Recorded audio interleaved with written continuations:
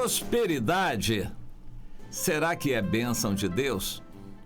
Claro que quando a gente pensa em prosperidade, está relacionado com a prosperidade material, dinheiro. Isto é bênção de Deus?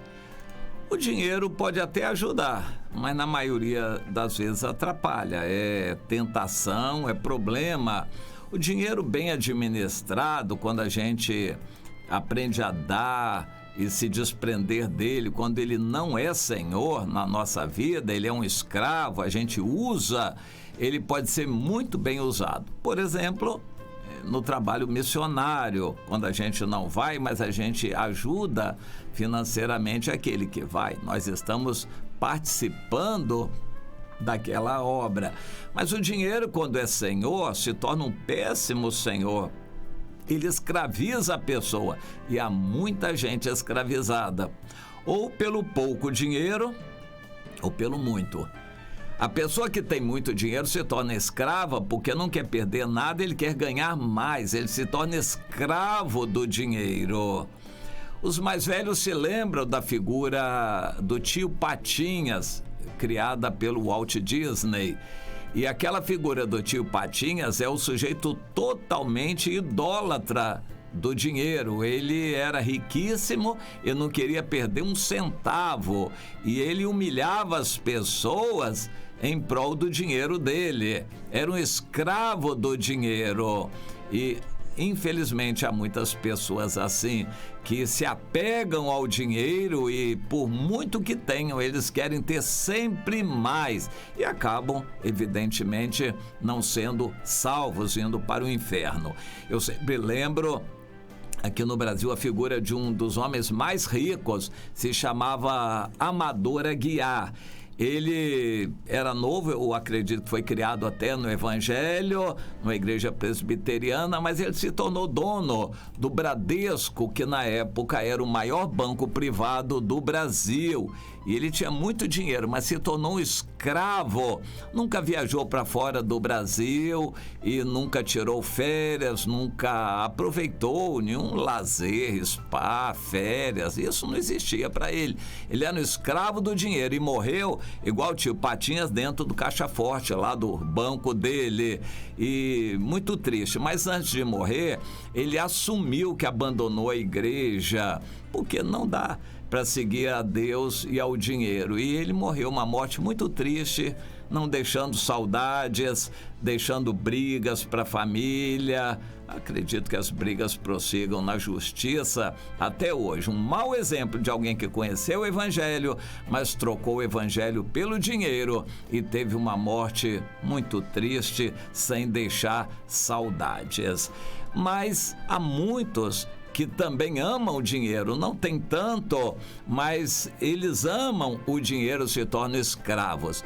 Mas a pessoa se torna escrava também, segundo Jesus disse, pelo pouco dinheiro, porque a pessoa faz dívidas, a pessoa se escraviza para trabalhar, para arranjar dinheiro, para pagar as prestações e nunca consegue, fica correndo, pagando juros, correndo atrás do dinheiro e é um escravo para tentar pagar as dívidas e dar conta dos compromissos, se torna um escravo pelo dinheiro. Jesus veio para nos libertar de tudo, inclusive do dinheiro.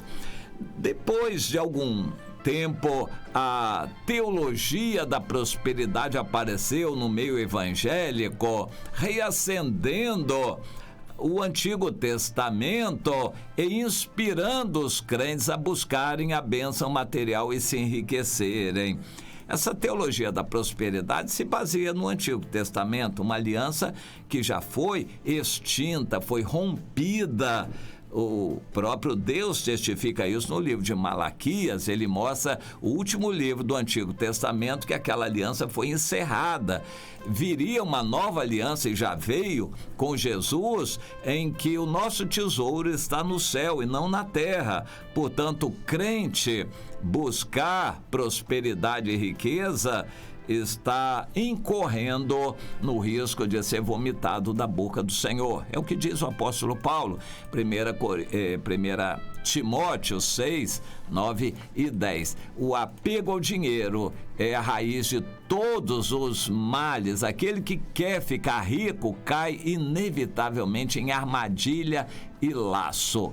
Portanto, o querer ganhar dinheiro, querer prosperidade, querer ser rico, não deve ser um anelo válido para um cristão que quer a salvação e que quer agradar a Deus. Deus dá aos seus amados enquanto dormem o necessário. A gente deve pedir a Deus o pão de cada dia e não ajuntar tesouros aqui na terra. Cada um de nós tem que pensar muito bem. A ordem de Jesus é clara: vendei vossos bens. O que é bem, que é patrimônio que você tem, que é excesso, que não precisa, não é essencial para você viver o dia a dia? Você deveria se desfazer disto. Nós temos na Bíblia o exemplo de Salomão, que não é um bom exemplo, mas infelizmente é mencionado por muita gente como um exemplo digno de ser seguido. Em 1 Reis, no capítulo 4, nós encontramos Deus descrevendo a prosperidade que havia no reino de Salomão. Na verdade, as raízes daquela prosperidade foram plantadas pelo seu pai Davi, a pacificação da região, o culto a Deus como ponto mais importante do país, o povo, cada um no seu território, tendo liberdade, cada um tendo a sua propriedade, podendo plantar, cuidar de seus negócios. As bases para a prosperidade da nação já tinham sido lançadas no reinado de Davi. Salomão apenas ampliou aquilo. E é dito então que na época de Salomão ele dominava, trazendo paz a todos os reinos, inclusive na vizinhança, e a população crescia muito. E Salomão, podia então se dar ao luxo de no palácio comer bem, convidar muita gente, ter uma corte muito numerosa. E enquanto o país era rico, isso não implicava em grandes problemas. Mas o país começou a ter dificuldades por causa da ganância de Salomão e dos que estavam com ele, inclusive as 1000 mulheres, todas queriam alguma coisa, e aquilo começou a pesar. Salomão começou a cobrar impostos, aumentou os impostos no final da vida dele para fazer as grandes obras, atender as mulheres, fazer templos de idolatria. O dinheiro era muito e o país todo não tinha condições de manter aquilo. O resultado foi que Salomão arrochou o povo com altos impostos e provocou uma revolta muito grande, e o final da vida de Salomão foi terrível espiritualmente falando. Povo insatisfeito e revoltado,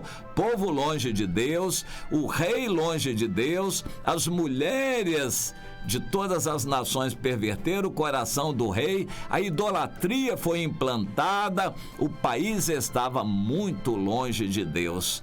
E toda aquela prosperidade, depois que Salomão morreu, 5 anos depois, no reinado do filho dele, Roboão, foi toda levada para o Egito, e o Israel voltou a ser um país pobre de novo. Só que agora, pobre em todos os sentidos.